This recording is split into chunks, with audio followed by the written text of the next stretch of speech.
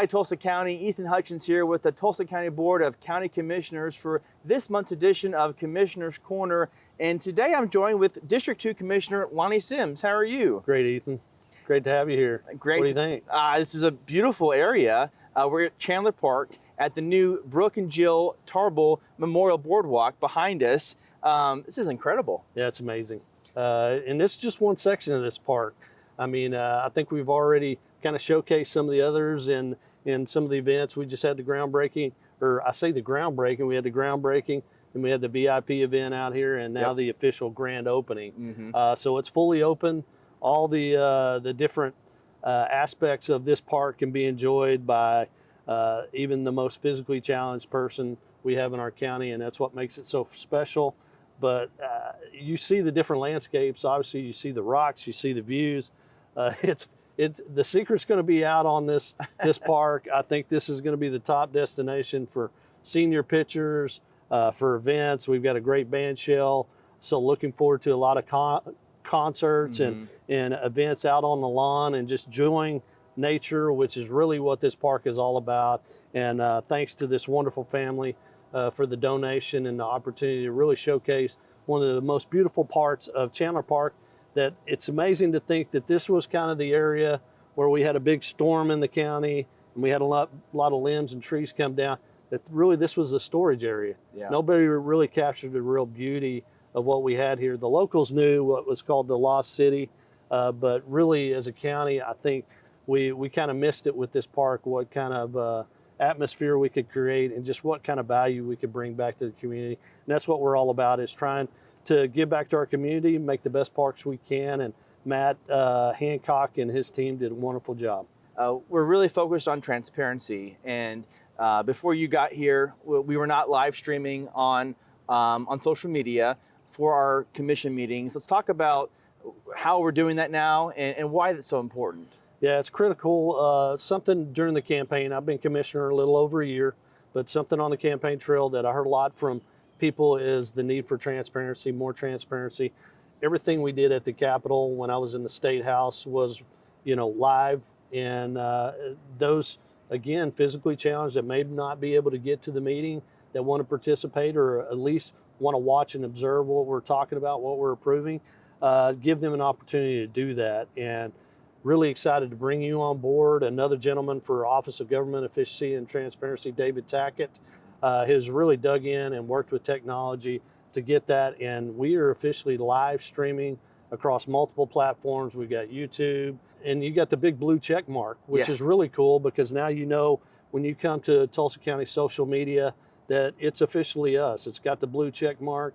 You're not getting duped on another story. You're getting the real, and what we want to deliver to you is, and most importantly, what we do as a county. With the landscape of news media, you were involved in news. You know how that landscape has changed tremendously. I kind of worked my way up through government in that I was a planning commissioner, city councilor, mayor in Jinx. And at those times, we had a Tulsa World reporter that was in every meeting. So the public knew exactly what we were talking about, what projects we were approving.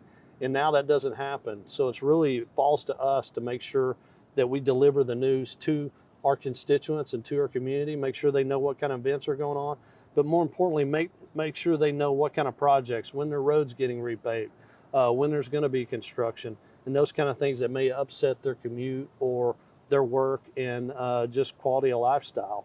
We want to make sure that gets reported, but we also want to highlight the great things we do here at the county, and we do so many. It's not just roads and bridges, it's social services, it's a clerk's office, treasurer's office, things that, land records that you have to file, and we want to make that convenient, and we want to make sure the people who serve you.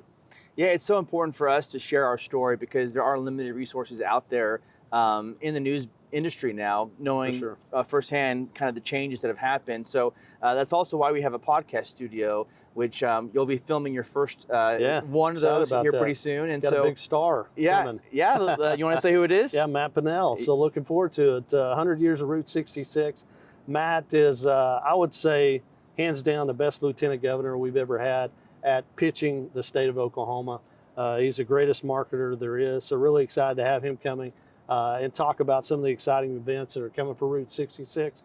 Probably the biggest one we'll have in the state is called the Capitol Cruise. Yep. I say the biggest, and I'm not joking, because we're trying to set a Guinness Book of World Records. So I think it's 94. I think so, yeah. Yeah, if you got a vehicle that's 94 and older, we want you. We want you to come and enjoy the Capitol Cruise on May 30th. I believe they have a website. You just type in Route 66 Capitol Cruise, Oklahoma, and they have all the information you need to sign up. But excited to have Matt come and talk about that. Some of the other things he's doing at the state level and around the state. Maybe a little more about Matt. You know, he's been very much involved in politics and will be transitioning out of politics. He's taking a new position with the ORU. So very excited that he's staying here locally in Tulsa. Again, I say he's the best promoter in the state. So to have someone that talented here in Tulsa that can really promote what we do, it's only going to bring great value. And, you know, unfortunately, I say the secret's out. More and more people are coming to realize what a great quality of life and what a great destination Tulsa and Tulsa County is. Matt's a big part of that. Let's move on to roads. So obviously, District 2 is very busy improving roads around the county.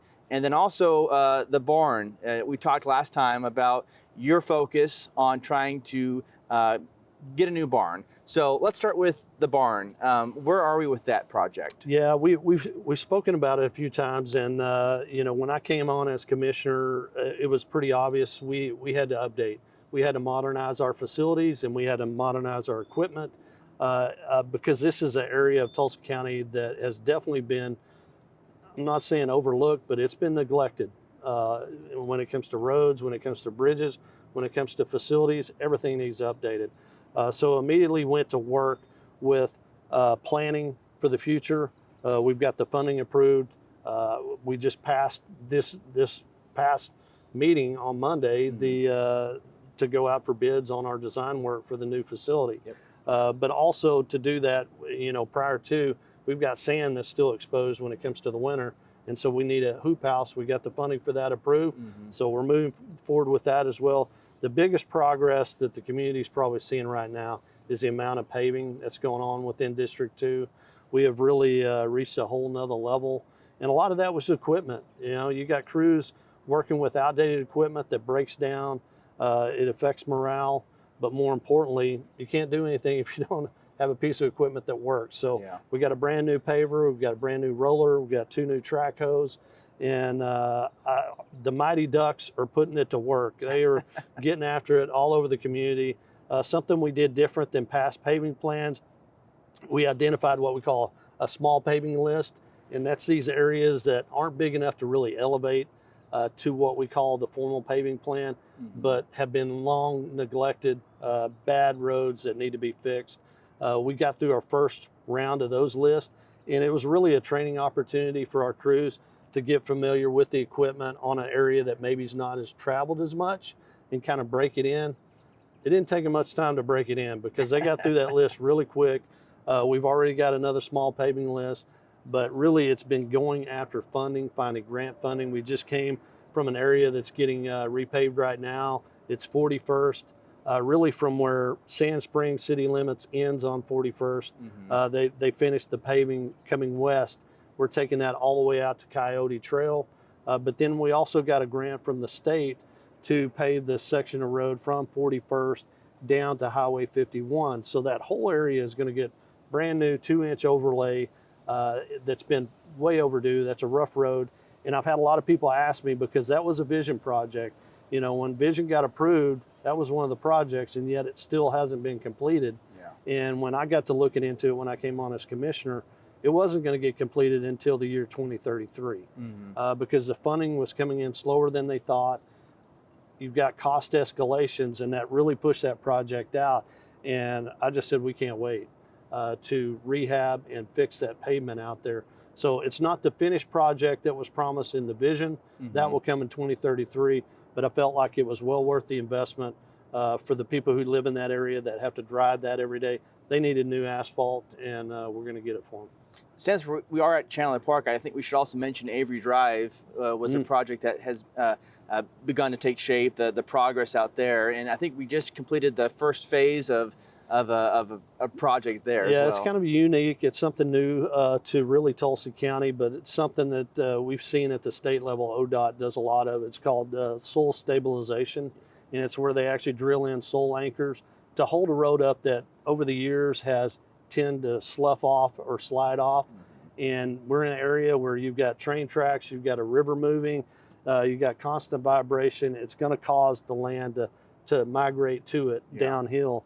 And so how do we stabilize that road where it's not so costly to the county year in and year out, having to go back in and tear road out, reshore it up, and then repave it, only to come back 10 years later and do it all over again. And so first phase is done. We have to wait a year to see if the anchors hold up. And once that happens, we can go after the rest of the funding. We've got 5 areas. We've finished phase 1 of that. If it holds and works like we think it will, then we complete the other 5 and then improve that road where you're not going to have these year over year where you see the cracks in the road traveling. You see the little indentions where it's starting to slough out underneath, and hopefully get a sustainable road for the long term. It's one of the most historic, beautiful drives in Tulsa County. It's named after the father of Route 66 on the 100-year anniversary. So Cyrus Avery, I think it's a fitting tribute to him that we make this road one of the best in Tulsa County for people to enjoy. All of these improvements will help to increase public safety for drivers, but also, increasing the quality of life, improving the quality of life for folks through dumpster days have been really important for the whole county. And the District 2 just had their days this past weekend. Let's talk about how successful those went. Yeah, this is actually the second dumpster days we've had since I've come on as commissioner, and every one of them we take a look back and, what did we do right? What can we do better? And this one by far went off without a hitch in District 2. I know in some of the other districts, they ran out of dumpsters, and I can promise you, being a city official, people work very hard to fill up a trailer. And when they pull up and there's not a dumpster for somebody to put trash into, that's tough for people to take. We did not want that to happen.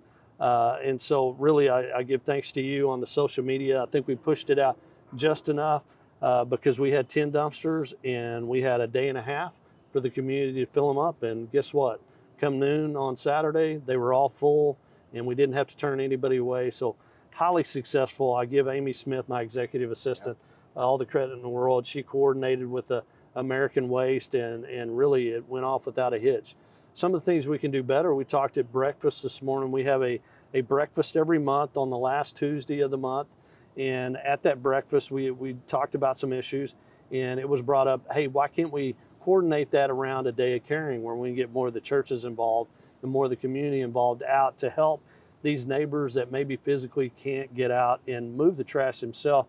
100% agree. We've actually been talking about this and looking at some of those days within the calendar. And I think April 12th is where Amy's tending to focus on that. Seems like a good time of year and a good opportunity for one of those days of serving. And so I think we will coordinate that in the future, and hopefully it just gets bigger and better every year. I agree. I think we should end with the recent competition that your dog Tobias competed in because you are the chair of the TCPFA at Expo Square. You and the other commissioners make big decisions that really impact that facility, and you participated, and Tobias did, your dog, in a competition this past week. Let's end with that and how fun that was. Always fun to get out and enjoy things, especially your weekends, because in the business that we do, we're on 24/7. And so usually you have a lot of events and things going on. So it's not often you get personal time to get out, enjoy the family, and in this case, enjoy my best buddy, Tobias. And a great story with Tobias. A lot of people don't know this, but Tobias, when I was campaigning my first state house race, there was a nonprofit in West Tulsa called James Mission. It was over at the former Cornerstone Community Center that I volunteered at. I was on their board. And I just stopped in to say hi to the volunteers, and a volunteer came running in with this 3-week-old puppy and just crying like, what do I do with this guy? And I'm like, well, first off, where'd you find him? And it was like, well, the landscaper found him. Somebody had thrown him out in the grass, and luckily he's got a pretty big voice. The mower actually saw him before he ran him over. She brings him in. I grew up, we raised bloodhounds that we rescued and donated to sheriff's departments around the country. It's a new little thing about dogs, but still, I took him to the vet, and the vet was like, hey, he lives 48 hours, you'll be lucky. Long story short, you know, if you go on the social media, you'll get a good picture of Tobias. He's the prettiest dog I've ever had. He is absolutely stunning to look at, but the guy can flat out move. And they have a race called Fast Cat, AKC. Now, you don't have to be just a purebred dog to participate, but they have Fast Cat. You see the dock diving dogs and coursing and different things like that. He can run about 28 miles an hour. And we took him out there. He ran about 26 now. Yeah. He's the old man. He still pretty quick. But I give a lot of credit to Jan Logan. She's with Mid-Continent Kennel Club. They put on a great dog show out there every year and a lot of great events. This one was no exception. Yep. Always loved seeing her. She was a longtime Jinx resident, chamber member that I've known over the years and try to help them anytime I can. So she'll let me know when they're having events, and I appreciate her doing that because it gave me and Tobias a chance to get out there and run and have some fun. Just one of many events happening at Expo Square, so oh, for sure. Excited to see you guys participate in that. Was there anything else you want to mention that we forgot that may be upcoming in District 2, or anything that's happened recently that we want to let the folks know about? Yeah, District 2, there's always something new that comes along. The big thing right now is be weather aware. Yep. Something new that's happened that not everybody knows is what we used to have, the Tulsa Area Emergency Management Agency. That was a joint agency between Tulsa and Tulsa County. We have now separated those two to where the city of Tulsa has their own emergency management. Tulsa County has their own. Bill Smiley is doing a fantastic job. You know, we've already had a burn ban this year. We've had several tornadoes. God's favor has missed us. We had one go right over Chandler Park and end up in North Tulsa, hit the TCC, the tech or TTC, Tulsa Technology Center. So we've had several of those things, but really our siren operation, our emergency management has really continued the excellence that we expect.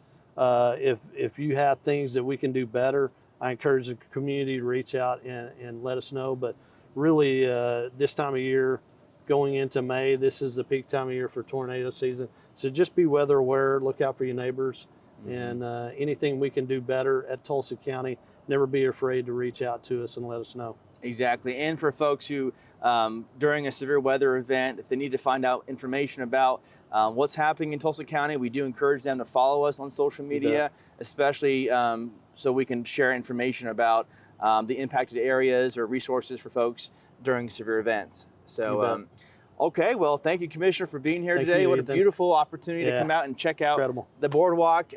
We should go someday and check out the Lost City and do some hiking. Do some hiking, climbing. Like I said, there's a little bit for everybody out here. Yeah. And it really, the secret's going to get out quick, how special this place is. And a lot of senior pictures going on this summer, a lot of graduation pictures and prom pics and things like that. Hey, come right here to Chandler Park, Lower 88 Trail. You're not going to find a better venue to do that. Yeah. Well, hey, thanks so much. It's been fun. Thanks, Ethan. Enjoyed it. Yes, sir. And for folks watching, we'll see you next time on the Commissioner's Corner. Thanks, Ethan. Thank you.